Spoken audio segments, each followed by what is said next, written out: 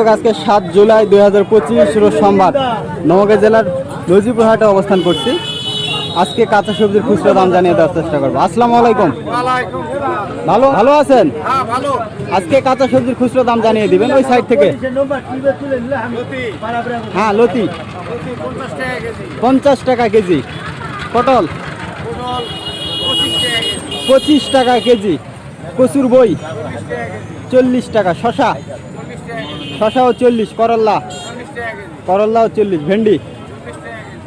ভেন্ডিও 40, আপনার হচ্ছে কাঁকরুল 50 টাকা, পেঁপে 30 টাকা কেজি, কাঁচামরিচ 80 টাকা কেজি, বেগুনও 80 টাকা, আর ওই যে সজনা 100 টাকা পার কেজি। তাহলে আজকে তো বাজার গরম। বেগুন কত? সব কিছুরই দাম বৃদ্ধি।